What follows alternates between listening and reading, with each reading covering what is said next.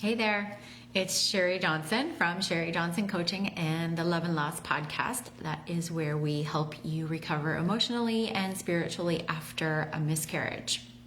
So it occurred to me today that I want to give you a little more of me and how I'm feeling in this moment. I usually plan out these videos and I threw away everything I was going to say. And I want to tell you how I'm feeling right in this moment from the sweater that I'm wearing, which I am tired of seeing in these videos because I feel like I keep rotating the same 5 sweaters all winter long because we've had the same weather all winter long. And the fact that I need a haircut and we're in lockdown, and every time I look at myself in these live videos, I am reminded that I really need a haircut, or at least a bang trim. So on to the more important stuff that I want to tell you today. The thing that I wanted to talk to you about is something that really got me angry. And this is why I wanted to share it right away, because I'm really inspired when I get, let's call it passionate about something instead of angry, because it's really driven more from a passion of mine. So I saw this post on Instagram today, and it said, I'm going to paraphrase a little bit because there's a lot of typos in it. It said something like, Jesus has looked past my sins and guilt and has poured his love on me by making me conceive again. I'm going to read it again just so it sinks in. Jesus has looked past my sins and guilt and has poured his love on me by making me conceive again. What do you think that implies about all the women who have not yet conceived? It implies that Jesus is punishing you.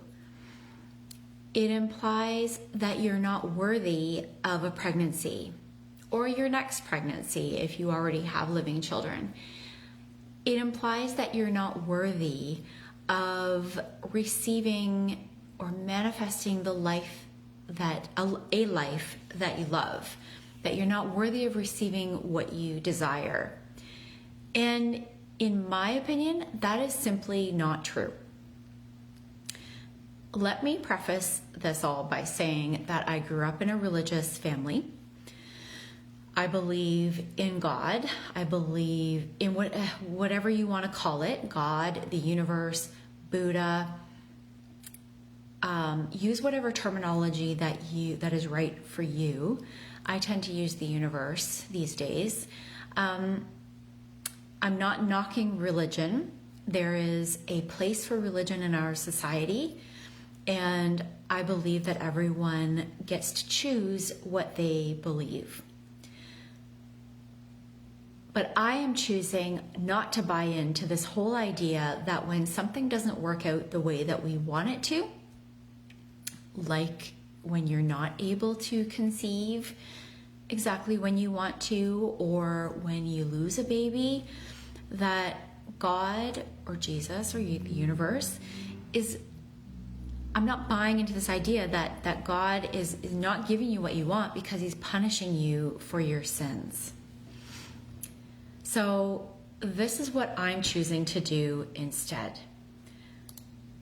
And by the way, just in case you don't know this, I was never able to have a living child.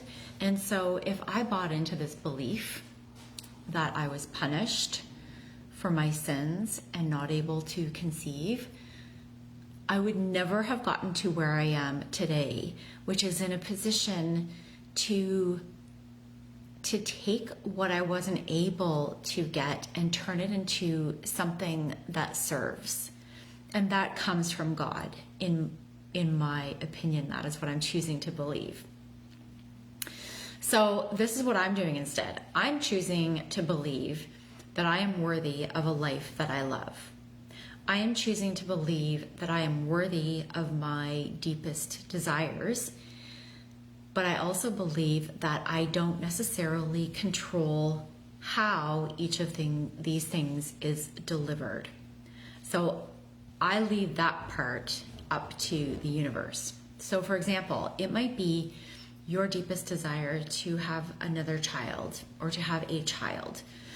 And the universe may choose to deliver you a child through your own body, through IVF, through surrogacy, through adoption, through inheriting a child that in your family that no longer has parents. I know someone who the child lost both of his parents, and that child was then turned over to his aunt and uncle. There are so many ways that you can be delivered your dreams, and you just need to be open to the how it happens. You cannot control the how. You probably know this already. You can't decide when and how it's going to happen. It's out of your control.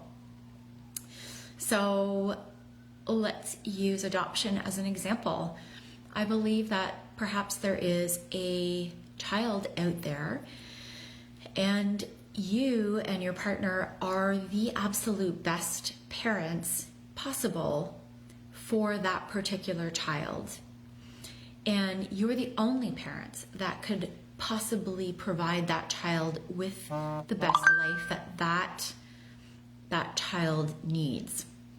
So what you have to do is drop the control, drop the how, and allow the universe to guide you to a life that you love.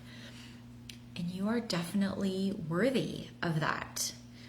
When you allow the universe to do her thing, or God to do his thing, amazing things will happen. Just keep moving towards what makes you feel good. Keep moving towards the niggling feeling. Be open to the opportunities that come your way. Be open to creative solutions that might be presented to you. Be open to ideas that might just pop into your head from out of nowhere, and follow them. Follow the niggling feeling that's pushing you to do something, or to explore something, or to Google search something, and do that. That is what is going to lead you to the life that you love.